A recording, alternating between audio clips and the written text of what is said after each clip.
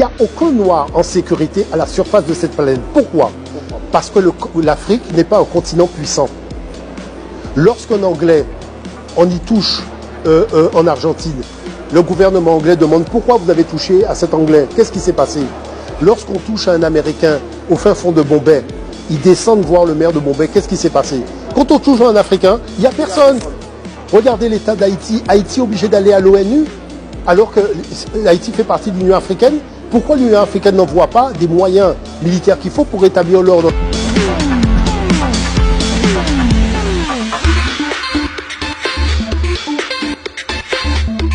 Moi, vous savez, je vais vous dire une chose qui est très simple. J'arrive à Mayotte et je demande aux enfants des lycées, collèges, puisque c'est l'éducation nationale qui m'a invité pour passer dans les écoles, si je vous offre un billet gratuitement pour aller en Afrique, dans quel pays africain vous souhaitez aller? Aucun enfant ne veut aller sur le continent. Je dis d'accord. Je commence à leur raconter l'histoire du continent. Les inventions, les découvertes, les grandes civilisations, ce que les étrangers ont dit sur l'Afrique, les défis technologiques que nous avons relevés, les solutions africaines qui sont encore valables aujourd'hui. Parce que la pierre gravée de Blombos, qui remonte à 100 000 ans, c'est de la triangulation. Est-ce que vous savez que le GPS d'aujourd'hui fonctionne avec la triangulation de la pierre de Blombos? C'est-à-dire que la modernité africaine, elle est valable 100 000 ans, 200 000 ans, 300 000 ans, 400 000 ans. C'est du jamais vu.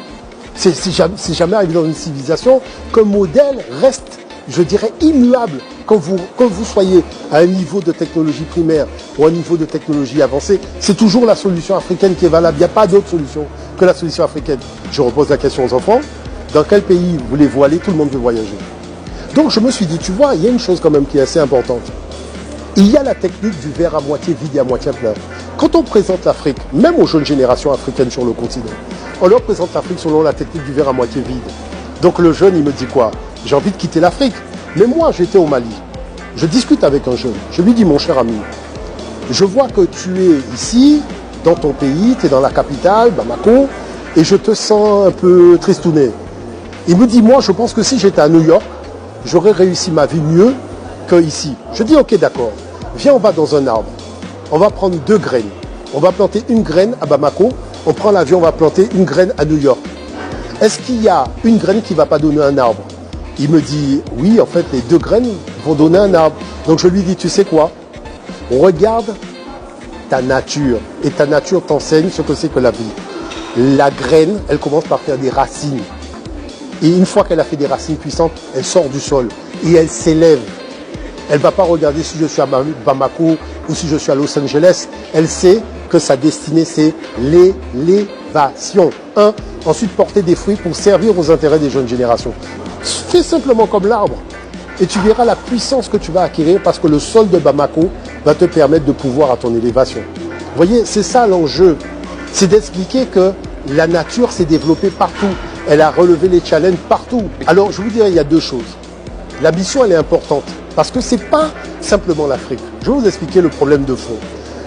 Moi, qui suis dans la Caraïbe, je tiens quand même à vous rappeler qu'il n'y a aucun noir en sécurité à la surface de cette planète. Pourquoi? Parce que l'Afrique n'est pas un continent puissant. Lorsqu'un Anglais, on y touche en Argentine, le gouvernement anglais demande pourquoi vous avez touché à cet Anglais. Qu'est-ce qui s'est passé? Lorsqu'on touche à un Américain au fin fond de Bombay, ils descendent voir le maire de Bombay. Qu'est-ce qui s'est passé? Quand on touche à un Africain, il n'y a personne. Regardez l'état d'Haïti. Haïti est obligé d'aller à l'ONU alors que l'Haïti fait partie de l'Union africaine. Pourquoi l'Union africaine n'envoie pas des moyens militaires qu'il faut pour rétablir l'ordre en Haïti? Vous comprenez l'affaire? Et c'est quoi le problème? La volonté de puissance. Vous comprenez l'affaire? C'est-à-dire, ce n'est pas lorsque vous avez une arme à la main que vous faites la volonté de puissance. Ça se passe ici. Il y a 2 colonnes vertébrales. Il y a une colonne vertébrale du corps qui vous tient debout. Mais il y a une colonne vertébrale du mental. Et c'est cette colonne vertébrale qui a été affectée par le colonialisme.